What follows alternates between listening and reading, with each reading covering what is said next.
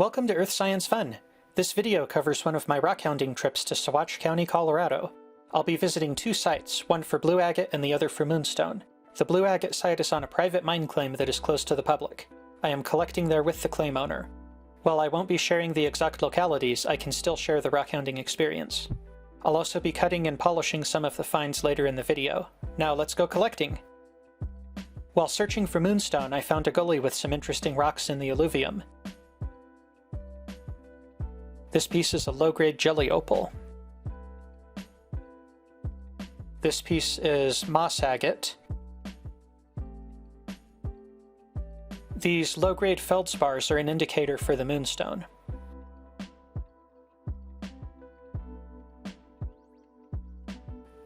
Further up the hill I found granite, which is the host rock for the Moonstone. Various grades of feldspar also occur, and only a small percent is high enough quality to have good silver flash.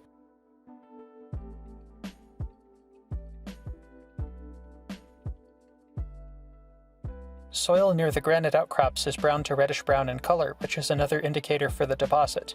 Here's a chunk of that better quality Moonstone. You can see the flash. I lucked out and was able to break it loose from the rest of the rock.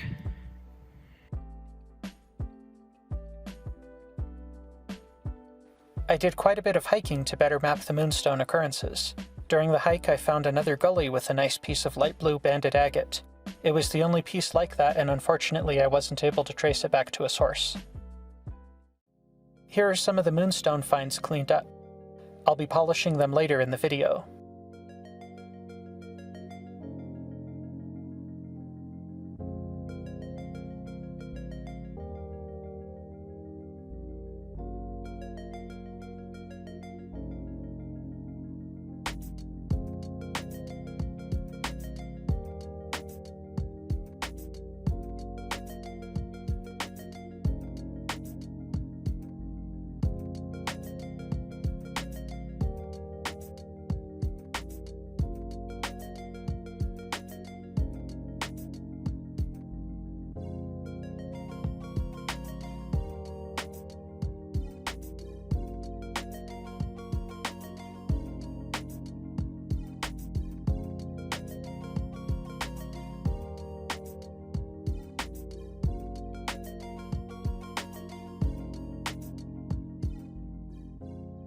Next, I visited the blue agate claim. While this is a private mine claim, there are other agate-producing areas in the San Juan Mountains that are open to the public. The blue agate is found in flow-banded volcanic rock, both in seams and thunder eggs. Some pieces can be found on the surface, but the best quality stones are often found when digging. However, volcanic deposits are irregular, and it can be difficult to find the best spot to dig. Surface indicators are somewhat helpful, so I decided to pick spots where agate was already found at the surface. This doesn't necessarily mean that those pieces were in situ, though.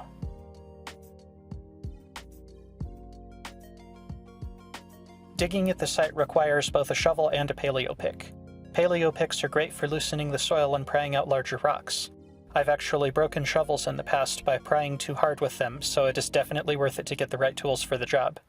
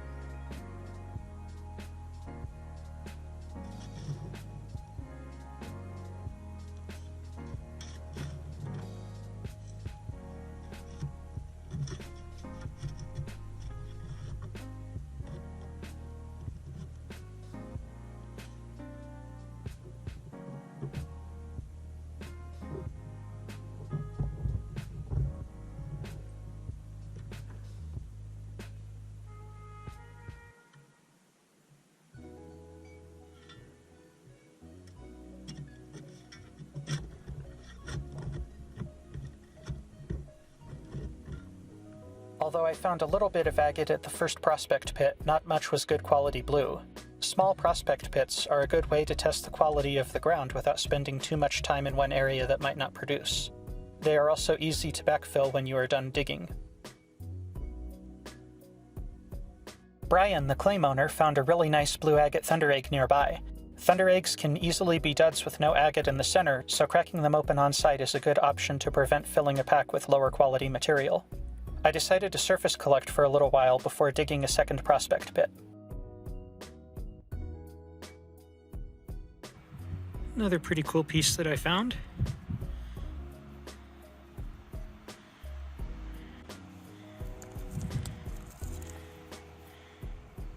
A little bit of blue there. And this I just happened to see.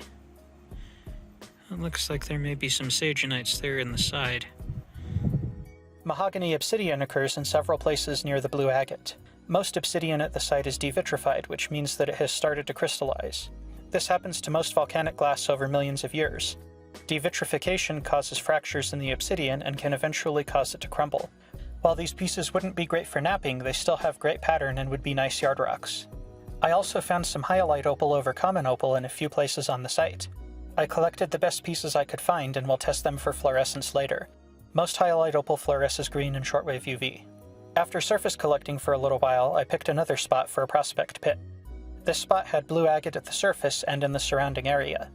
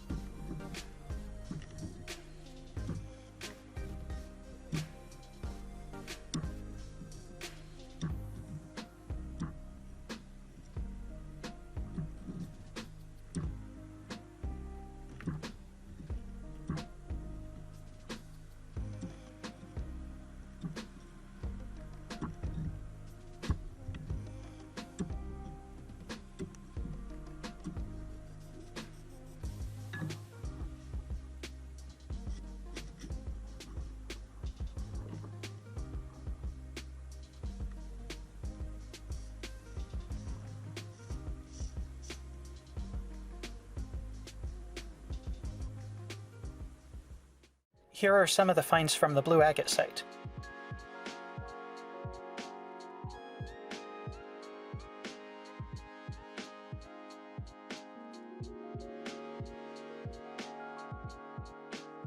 The hyalite opal over common opal did fluoresce green in shortwave UV.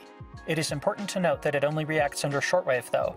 Longwave UV didn't cause any fluorescence, which is the case for most types of hyalite opal. I also found quite a bit of blue agate of varying quality. In the field, most of the specimens are covered in dirt and it is hard to see what you are collecting. A spray bottle does help, but I still find surprises when cleaning the new finds.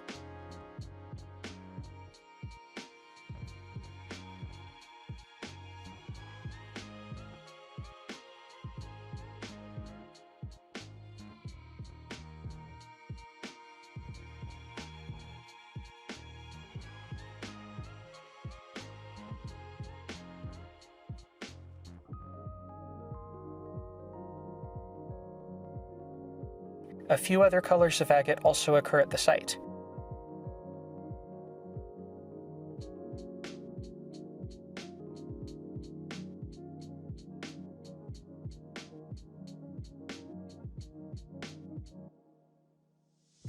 Later on, I cut and polished some of the finds.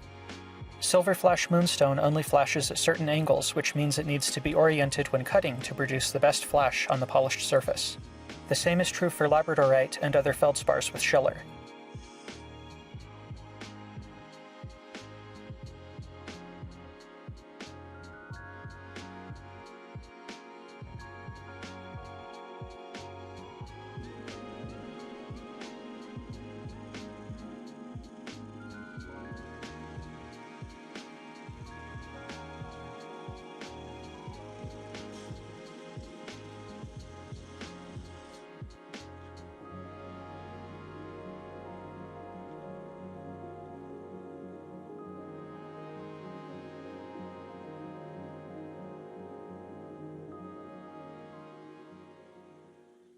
I used 120 and 220 grit diamond-sintered wheels for shaping and removing saw grooves. Moonstone is softer than agate and requires less time to shape and polish. Care must be taken not to press too hard on the wheels because the moonstone is somewhat fragile and pieces can break off while grinding.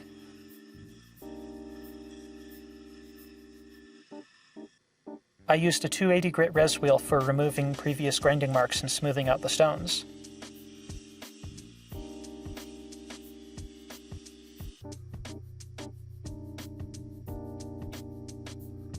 The 600, 1000, and 3000 grit wheels remove finer scratches and further polish the stones.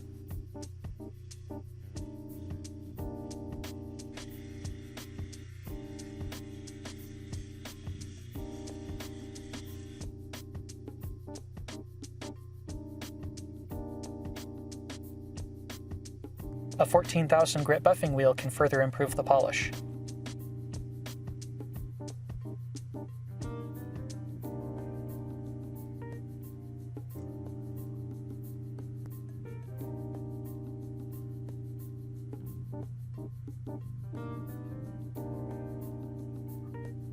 The agates go through the same process for cutting, shaping, and polishing, but the process takes longer. Agate is a 7 on the Mohs hardness scale, and each grinding and polishing step takes several minutes. If you go too fast, the process takes longer because you have to go back to remove scratches from previous steps.